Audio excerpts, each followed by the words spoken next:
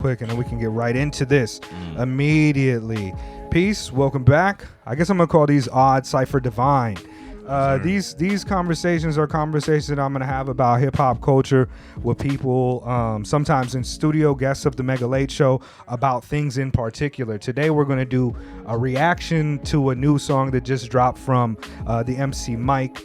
Other times I may be calling some MCs up that are a little bit more famous, or producers that are a little bit more famous, to have conversations with them about particular things. Or it might just be, you know, some real odd shit, some other shit, some shit. Odd Cipher Divine, Mega Late Show, Secret House Against the World. And like I said, we're going to talk today about Mike, but before we do that, let me let you know that all the beats in the background that are happening right now are by my guy Soul Dope 95. Soul Dope 95. I say it enough, but he's prolific, and pay attention to him on Instagram. He's got a YouTube channel. I'll put all the links in the bio where you can find him. Just a beat a day every day for the rest of his life, probably. That's fire. Yeah, That's so he's dope. jump on that. And the joint that we're gonna play to I mean, go on. Let's go on and talk more about how dope that is. No, I'm with that. I really am with that. I got That's hard. Cool. Is that my vibe? Let's do it. Go on. That's Go a lot. on, That's Alan. a lot of dedication to be doing every single day, dedicating to your craft, and like Nice. you're gonna get better and better and better Right. until you that learning curve just gets exponential. You know what I mean? So You know, I felt a little sassy when I said that too. My bad, dog. I don't ever feel sassy, but I was like, go on, finish, Alan. That's Go what it on. was. That's what it was. Yeah, nah. It's all. You I know, was just throwing in a supportive ad-lib. That's it, you know. No, that's the coach. That's the energy that I need. I'm just a crazy person. I got emotional problems and shit. I don't know how to react, like interact with people sometimes. It's a violence. It's a violence. Yeah, but all right, check it. Today we are going to play some music from somebody other than Soul Dope. We're gonna play Mike, which is, I love the guy. Terrible MC name. Great MC name. It's hard to find them sometimes. It's like you Google, like, yo, you title. listen to Mike and people like what? Mike Jones? Like what? Yeah. And then if you type in, even if you just type in Mike into your Spotify and you follow him and you have dozens of like songs and albums, it still don't bring up Mike first. It's a great name and it's a terrible name. Do like Earl. Be like Earl Sweatshirt, Mike Jersey. Or like- no, that's probably wrong too. Like M1KE. So it's still like Mike, but it's in like Lee. Maybe I'm a nerd. Yeah. I'm a nerd. I don't know. I don't know if the numbers in the name are useful now. You know what I mean? I don't want you looking in my I notes. was looking at it. Yeah, I what'd seen you a see? name pop up. What would you see? I saw Kwame Ture. and I was Yeah. like, That's a quote. That's a quote. I got that Kwame on there. Okay. Okay, but yeah, back to this motherfucker Mike, who is incredible, and I'm a huge fan. He's a young MC, kind of fairly young, probably mid-20s now, from the Bronx. I first heard about him from his what do you call it? May God Bless Your Hustle album when it dropped in 2017. Been a fan since then. On the Mega Late Show, I've tried to put dozens of people onto him because I really appreciate him as an artist. He's kind of one of the leading faces in this new upwelling of unique, idiosyncratic boom bap artists who are making music that's not necessarily 90s style boom bap. You know what I mean? Like I've heard people call it neo boom bap. That's what I was gonna say. Yeah. And I think the term is terrible because usually when they're talking about that, they're talking about like Griselda, Rock Marcy. And I think that if there is a neo boom bap, it's wider than this new East Coast coke rap shit that they do. It's different than Benny and all these cats. I think like Kenny Mason for me sometimes on the tracks he's on is like neo boom bap. Well, I mean, like Concept Jackson, Mike Earl's new shit, Akai Solo. I would include even Arm & Hammer into this kind of a different aesthetic approach to traditional rhymes and sample-based beats. You know what I mean? Sometimes they don't got drums, but the sample is a primary component, and that's hip hop shit to me. Yeah. So he's like one of the leading faces of that, and he's hard. Do y'all fuck with Mike? No, I mean that's the first time I heard. Okay. When Juicy sent it. I like a lot of his songs. I like one of my favorite of his is Code of Colors, and Is He Stupid? Is He Stupid? Yeah, I like that song. Because you put me on to him. So. Oh, it was me? See, I try to do that because I'm a huge fucking Mission fan. accomplished. Yo, can you double check to see if I'm recording? Yeah. Yeah. I fuck up a lot and often, so I don't wanna make sure I wanna. It's recording, yeah. It's recording. Hey, shout out. Yeah. It's because we do it on a phone because that's how the money works right now. But all right, yeah. So are you familiar with Mike? No. We've all heard the track though on the way here, right? Right. So this is not a reaction. This is kind of like a review and shit. Right. Kind of all right. So let me play. Can I give you a reactive review? Yeah. All right, cool. Actually, that would be perfectly fine for this. Dope. See, now I feel like I'm like, all right, do it. Okay, you didn't do the fucking homework, Alan. Yeah. All right, hold on. So let's play it, right? The sample. This is produced by him too.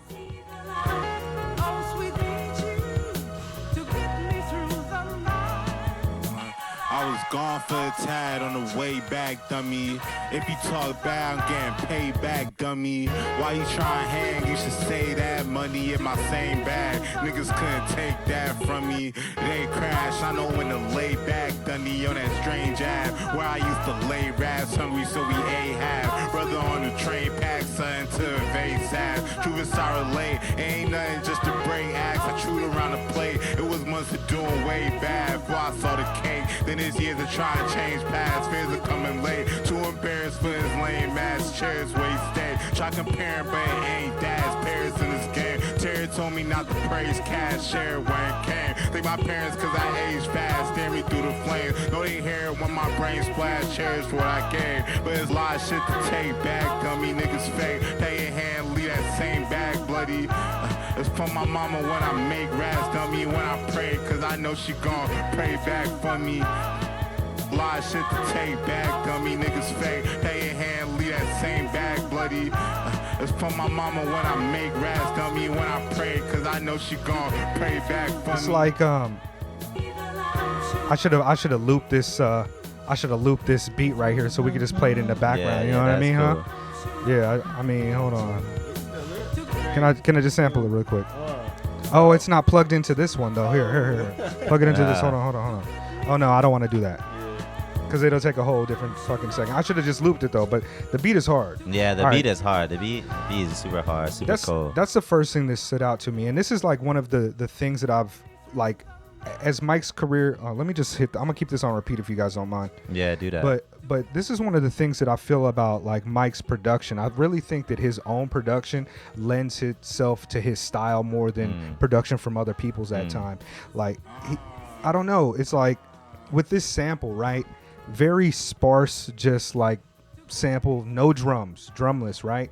But there's a melody there, and I feel like that vocal sample is recontextualized from what it's saying based upon like his lyrics in the song. Right. And I don't exactly get what the lyrics are saying, but there's a lot of things in there. Go ahead. I was gonna say the same thing. Like, I don't know, I like the sound of it. Like, I love his kind of his voice is kind of monotone. It kind of reminds me of myself actually, right. So like, I like it.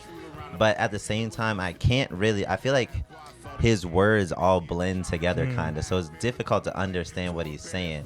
But like still, the sample of the beat is so dope, so like it just draws me in and lulls me in the whole entire time. Also the cadence is like he starts off with the da, and then that comes every single time. Yeah. The ending of it might switch up or whatnot, but it still kind of consistently keeps that cadence, and then the ending pops back up at the end again. He kind of brings that steam back. It also makes me feel like he's been hanging around a lot of Baltimore people, because in Baltimore we say dummy a lot. Like he said dummy a lot. I was like, I like that refrain a lot. People.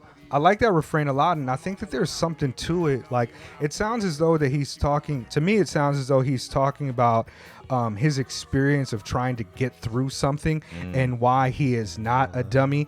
And like, there's a lot of lines in here where he's like talking about like, we was on the train, and like he says something about Ahab, like, you know, trying to get the white whale, and then the homie gives him something to avoid sad, like Ahab avoid sad, and then he goes on to talk Captain Ahab from Moby Dick.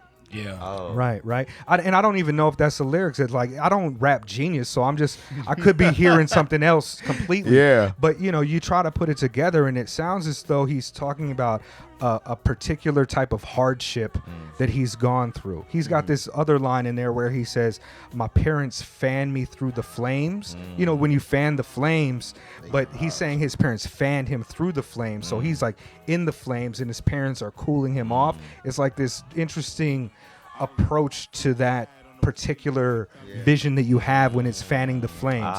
You know what I mean? And so I feel like in that constant loop is almost as if it's part of the refrain to him to contextualize it as a motif and not necessarily like a sentence for him to fucking give you a clear. And that's what I love about it. Like he's always very personal and very straightforward in a way that is not very straightforward at all. But like his lines always sound very straightforward. But when you put it together, you're like, what the fuck are you talking about, B? And I feel like that might be it for me as well. Like when I was saying like it all blends together, like I don't know if it does blend together with the way he enunciates his words, or like it's like he's saying a lot of things that I really want to pay attention. Right. I'm like, yo, I'm trying to get exactly what you're saying, but like at the same time, I'm like, wait, what are you talking about? You know? But I like it. It sounds very poetic in a way. I think that him and Earl are especially good with that. And this song actually remind me a lot of Earl because Earl's been doing this this kind of assonance emphasized flow, but also this flow that relies heavily on refrains, right? And so like it reminds me of like a Langston Hughes, or you know, like a poetic approach of reusing the same refrain in a different context almost each time to drive home an idea that there's a general motif of in the poetry. And I think that this is lyrics, but this is poetry. This is very expressive and intentionally written, not with filler bars or to make it rhyme with something fresh. I feel like he's an intentional MC. Yeah. And that's one of the things I love about it. I've listened to this song like 20 times, maybe. Like probably right now we heard it 20 times because motherfucker is only a minute and a half, right? Yeah. But like that refrain is like, it is like some Langston Hughes type of shit. Like, you know, but I feel that. Tad on the way back, dummy. If you talk bad, I'm getting paid back, dummy.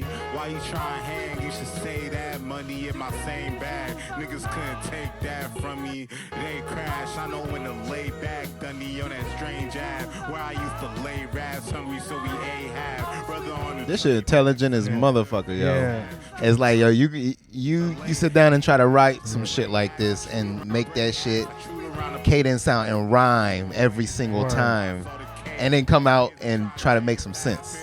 You know? Word. Hold on, let's hear some of these lyrics though. Like, hold on. They crash. I know when to lay back, Dundee on that strange app where I used to lay raps hungry, so we have brother on the train, pack something to evade sad. See, we're on that same strange Ave where we used to stay hungry, so we had to Ahab.